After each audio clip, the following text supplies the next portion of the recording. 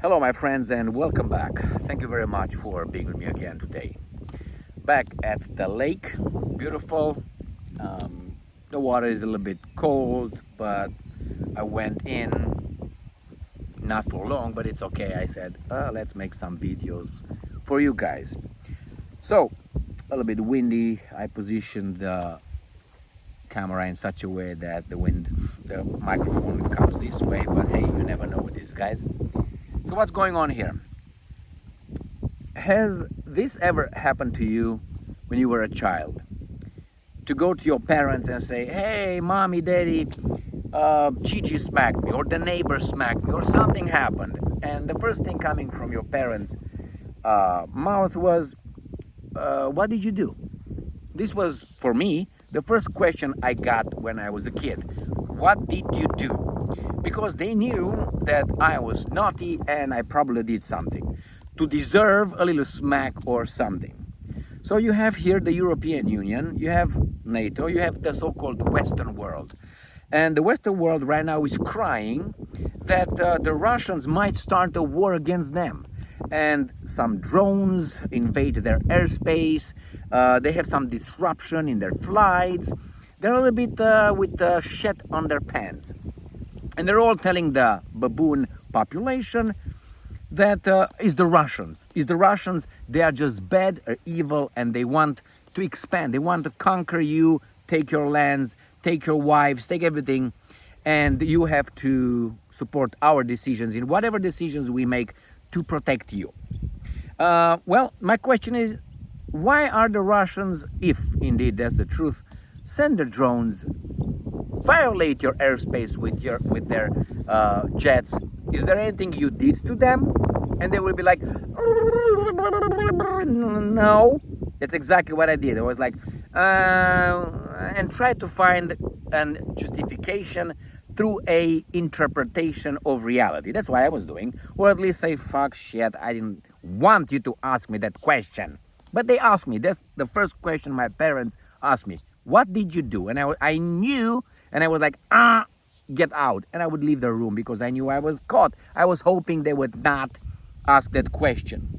So, what happened here? Zakharova says this to the West.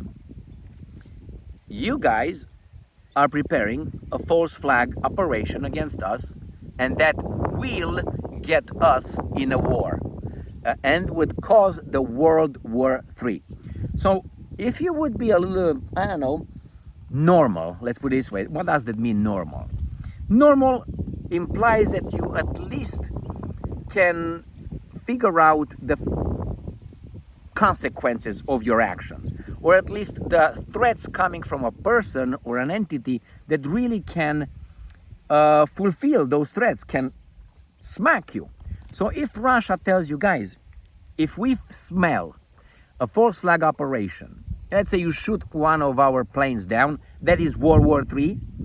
Even if that's true, even if a Russian plane will be shot down violating the airspace of NATO, the Russians will consider that a false flag operation. They could. So then what would you do as the Western world? You can say, well, I'm going to get in a war with Russia, and you call your sponsors, yeah, we finally got them. All right? So that's the first topic for this video. The second topic, let me see pull out my CC iPad. And this first is with Zakharova. The second, I'm going to tell you how the Russians actually tell us how the Brits try to destabilize Russia.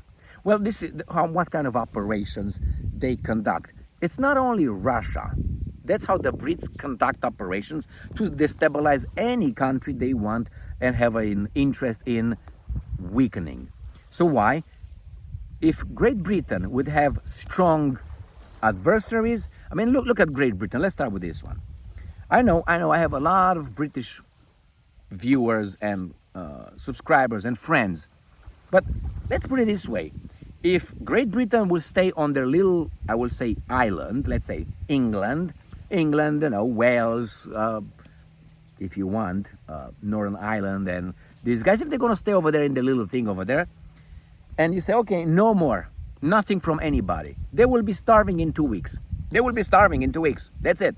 They have to invade, bombard, take over something. So what do they need to do? They need to make sure that through their security services, through their intelligence, through their operatives, they will destabilize countries with their media and so on, in order for the countries allow them to plunder, to be plundered. Without that, Great Britain dies. Do they have corn? Do they grow corn over there? Do they have wheat? They have potatoes now? What do they have? They have cows, I think they do have. What the hell they have? Mostly nothing in that fucking environment they live in that, oh, Emil, technology and all these green houses and so on. But still, you would be a country that barely survives. Put on top other countries coming and, you're accepting other people in your country unchecked. So therefore, you have to make sure that everybody else is fighting with one another. They're weak, and you can get in and plunder. That's why this article coming from Sputnik, I think, is relevant on how Britain tries to destabilize Russia.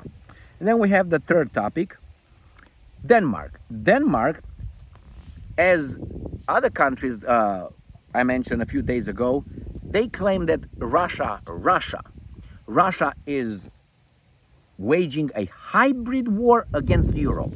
But what did you do, Denmark? That's exactly what it is. So they are after drone incursion. Denmark's prime minister, a woman, says Europe is already in hybrid war and Russia is the main threat. Did you do anything for the Russians to do that, to provoke you now? Yes, you did. You have been doing for at least 3 years and a half in Ukraine. So what did you expect? All right, that's the next topic. The next topic is Germany. Germany is the same way. Germany now gets smacked or gets a little bit provoked by the Russians, and they say like this: Merz, the imbecile chancellor of Germany, declares Germany no longer lives in peace amid rising infrastructure and cyber attacks. By whom, do you think? So you're not in peace anymore. You're almost in a war. A Reichstag fire already broke out over there. And all these things together, we put the Russians, the evil Russians, train and equip China for aerial invasion of Taiwan. I made this something similar yesterday in another video, but I think it's really necessary to show how these guys are trying to point out to now China and Russia are getting ready for aerial invasion of Taiwan. Well, China cannot invade its own country, can it? Anyway, you know what it means. They create, again, threats. First, when you have drills in the China Sea, around, let's say, the Korean Peninsula, and so on, what are you guys doing over there? I'm talking about the Brits, I'm talking about the Americans, even the Germans. French? What are you doing over there? Again, when these guys are gonna smack you, you're gonna cry and you're gonna tell the weaker, the feeble strata of your or segment of your society, you've been attacked. We haven't done anything, you haven't, we're good, they're bad. And they will try to rally everybody to shut the hell up, work harder, have a lower standard of living for their war. And guess what? You're gonna have a few profiteers, which is the banking system, which is the military industrial complex and the energy industry. They're gonna make tons of money, but you will be told, we can't give you a raise, we are at war. Hey, don't talk like that, because we are at war, and so on, my friends. You can't do that because you are at war. So these are the topics for today. Let's start with the first one, with Maria Zakharova. And I hope Maria Zakharova will take over the foreign ministry after Lavrov is gone. Gone in a way that he retires or he dies. Because after a while, people when they get older, they don't get so fast. That's a reality. It's not me saying that. The neurons do not make the contacts as fast as they used to. So Maria Zakharova, I hope she doesn't get to be 80 before Lavrov dies at 110. Okay, let's start with the first one. Russia Today, and let's change these goggles for another goggle, which is Trapalapa. Russia Today, Kiev false flag provocation could lead to World War III, Zakharova. So if these guys are trying to provoke with a false flag provocation, could lead to World War III. So that means back off, back off. The Russian Foreign Ministry spokeswoman cited media reports claiming Ukraine could be planning attacks on NATO countries in order to accuse Moscow. Is it possible? Yeah. Probable? Yeah. Could the Russians do what these guys claim the Ukrainians are doing? Yes. Well, what can you do? I think these guys in the West should first try to speak with the Russians. The problem is the Russians kind of don't want to talk to them because they said, well, you fucked up for so long. You did for 3.5 years. You are second-rated powers. Former, I don't know, empires, former colonizers, whatever you are, your time is over. But these guys don't want to let it go. So Ukraine is planning a possible false flag operation in Romania or Poland that could escalate into a third world war, Russian Foreign Ministry spokeswoman Maria Zakharova said. So they say, if that happens, we can't go in a third world war, could go. So it's up to you, my friends. Now, do the Russians are provoking? Very, very possible. Can the other one provoke? The same way goes for the other side. In a Telegraph post on Friday, she pointed the reports in Hungarian media alleging that Kiev intends to stage acts of sabotage in neighboring NATO countries and place responsibility on Moscow. And I'm quoting, Europe has never been so close to the outbreak of the World War III in modern times. Europe. Well, this is how these guys, the owners of these countries, they think it's going to be only to Europe. And the Russians said, don't bet that it's going to be only in Europe. Don't bet. We're going to strike other places as well. So, according to the information available, the Kiev regime's plan is to repair several downed or intercepted Russian UAVs, feed them with lethal warheads, and, controlled by Ukrainian specialists, send them disguised as Russian drones to major NATO transport hubs to Poland and Romania. We're going to find out if that's true. Is it possible? Possible. Next one. The point is, I think I would speak with the Russians if I would be in the European Union and say, hey, what's going on over here? But they don't. They continue to say the Russians are imperialistic, the Russians are this, the Russians come and take your lands, and all that. Next, how Britain tries to destabilize Russia. This is from Sputnik. And it's very simple. Remember, not only Russia, this is valid for any other country that United Kingdom or Britain has interest in weakening and then plundering. Britain has been actively trying to implement a strategy of destabilizing Russia for many years. Correct. Russian historian Oleg Matveyev told Sputnik. The strategy was elaborated by notorious British intelligence officer Sidney Reilly, R-E-I-L-L-Y, Reilly, who was neutralized by Russian counterintelligence in the fall of 1925, according to Medvedev. You know what neutralized means? That's what it means. Now, let's see what the thing is, right? All right, Reilly, who had secretly entered the USSR to organize subversive activities, was arrested on September 27, 1925 during Operation Trust, carried out by Soviet security officers. It was an example of an offensive counterintelligence strategy aimed at neutralizing sabotage and terrorist activities of irreconcilable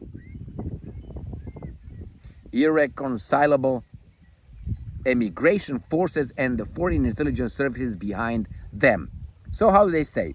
So to this day, the UK continues to rely on internal opposition, anti-Russian propaganda, and support of terrorism. So you have the imbeciles that are in opposition, not imbeciles, because some of them are, they're in opposition. That's great. You have your own vision. But when you collaborate with foreign agencies, you are a traitor. Right there. So this is not something deep. Just so you know, this is an ABC. Probably that makes a lot of sense because that's how everyone operates. You go to the opposition, you found the opposition, you go with the propaganda, which is the media, we go with the NGOs, and then you create problems. That is, according to this historian, terrorist attacks. It was, here he says, he added that operation was based on Britain tries to cultivate agents of influence in Russia. Cultivates meaning, support foreign agents and extremists like in the Caucasus, for instance, and create problems, and stage provocations. He cited Russian security services and intelligence, saying the UK was reportedly behind the training of Ukrainian sabotage and reconnaissance groups that carry out high-profile terrorist attacks and sabotage in Russia, including at nuclear power plants. This is ABC 123. We already know that the Brits trained and I think organized. They didn't conduct. They trained the Ukrainians. I'm gonna make a very bad example, if you want, or an analogy. You put a monkey on a bike, and you just teach the monkey to ride the bike. The monkey doesn't know how the bike works, doesn't know anything about it. You just send the bike with the monkey, and the monkey and goes over there, gets shot by the Russians. Okay, I didn't mean that the Ukrainians are monkeys or anything, so don't get that to your head. It was the easiest example to give you, my friend. Next one. After drone incursion, Denmark's prime minister says Europe is already in hybrid war and Russia is the main threat. Correct. This is your fucking prime minister right there. How do you like me now? Okay. A butch. Anyway. Europe is already in a state of hybrid war. Why? Why? Were you in a hybrid war before Ukraine war? Were you? No, you were not. You choose to insert yourself in the equation in Ukraine war. Now the Russians are smacking you. What do you want? But anyway, she just says, so what are we going to do, Denmark? I wanted to go and check Denmark's population, location, economy and all that, and you realize that only one Oreshnik will do the job with Denmark with no problem. So, hey, they're talking. These guys, there are some provocateurs, and the provocateurs are usually small, insignificant countries that can be bombarded by Russia without major losses. That is the Baltic states, 3 states, Latvia, Lithuania, and Estonia, total population 6.1 million people. Pula mea, almost nothing. Then you got Finland, which unfortunately the same kind of, I can't remember, 9, 10, 15 million people, not even, something like I don't know, but I think about that one. And what's Finland? With Finland, without Finland, Europe still goes just pretty nicely. Then we have what? Then we have Poland. Things change with Poland and Romania. Romania still has 17 million people, but Romanians were, the beak was small. The Poles' beak was big, but the Poles have what? About 41 million people, and they think they're strong. Well, they think they're coming back to 1700s, to 1600s and 1500s and 1400s, when they ruled part of Europe together with the Lithuanians. They think they're coming back to that. Hold on. When Poland gets too strong, guess who comes in? Great Britain, and it's gonna fuck you up like they always do. All right, so next one. Germany is already in a state of war. No longer lives in peace, according to Merz. New Voice of Ukraine. Merz declares Germany no longer lives in peace amid rising infrastructure and cyber attacks. Chancellor Merz said rising attacks on infrastructure and data networks near Germany mean Germany can no longer be considered at peace. You got it? Deutsche Volk, you are at war. Now shush, and they're gonna infringe your liberties even more. Can no longer be considered at peace. And this is what he says. We are not at war, but we are not living in peace either. Who brought the German nation to that level? You. You and the other guys, Olaf Scholz before you. This is how it works, my friends. It is like in track and field. You know how those guys are running with the baton? So you have the first imbecile with the first baton. We have four. It's a team. So you got the first one, the first baton. Give you the next one. The next one goes the next 400 meters or whatever it is. And then the next one gives you the next one. And the next one, and eventually is the finish line. So here Merz is the guy who took the baton from the other imbecile, Scholz, right? Scholz got it from the imbecile Merkel. And it's always, as you can look at the trajectory. You understand where it goes. And the goal is, Russia must be destroyed with your families, with your lives. So yeah, you're gonna be smacked. What can you do? Russia to train and equip China for aerial invasion of Taiwan. You got it? These bad dudes. Russia has agreed to train and equip Chinese paratroopers for an aerial invasion of Taiwan, leaked documents have revealed. Now, it says here, Beijing will buy dozens of military vehicles and parachute systems. The, the Chinese never saw a parachute in their lives. Hey, Chinese people, do you know parachutes? We're gonna give you some because you don't know. I mean, these guys have fighter jets, these guys have nuclear weapons, and these guys are gonna give them parachute systems to drop heavy loads from high altitudes, as well as training troops to operate them. You got it? So this is insulting. I mean, I have nothing for or against Chinese people or any others until they step on my dick, and that's a temporary pain. But in this case, these guys are telling me that the Russians are training these. I can't even imagine. I can't even imagine. Do you think the Chinese are still with the, I don't know, the plow in the field? They're not. Some of them still probably do it somewhere in the freaking villages somewhere. In Yangtze River, somewhere up the mountains. I'm just saying, plowing up the mountains with the oxen. Yeah, the Russians prepared them for the invasion. But these guys are trying to... So here it is, my friends. World War III could explode whenever it explodes. Have fun with your lives. We can't change much. We can just communicate. Democracy is controlled democracy. They win. We always lose. Look who's getting selected, and then we confirm their selection through the fucking electronic voting machines that could be maneuvered through one click. Click, there you go. Instead of this guy, that guy. And you can make up numbers. I mean, really, it's so baboonish. So, live your lives, my friends, and take care of your families. And it doesn't mean you have to just lay down and die. Communicate, get involved. You can, but democracy in the way it is now in the West, there's not democracy. This is you know what helped a lot for us to realize what's going on in the world? The telephone and the internet. The internet, because the telephone, the mobile phone that we have are after the internet. The internet was dropped, was lost. These guys lost the power. That's why the big mass media wants to infiltrate us here. And one day they can ban it and close it. Remember Parler? It was Parler. One day, 24 hours, Parler was gone. The same with everything. If they want Telegram tomorrow, gone. At least here. Whatever, in Russia probably they allow them. In Europe, I don't know what Europe, United States of America, it's gone. You're not gonna find it. Zero cannot access it if these guys want. I mean, you can do a hanky-panky, but I'm talking about the everyday. So this is the way we are. But hey, the Russians are training the Chinese to fucking jump with a parachute and drop heavy loads. It's so complicated to drop heavy loads from an airplane from high altitude. And how high? Have you seen Taiwan? How high do you have to be to drop those on Taiwan? You can't be that high, because if that high, that fucking shit is gonna drop in the ocean. Thank you very much for being with me again today. Stay strong, stay smart, look for the truth, and be just.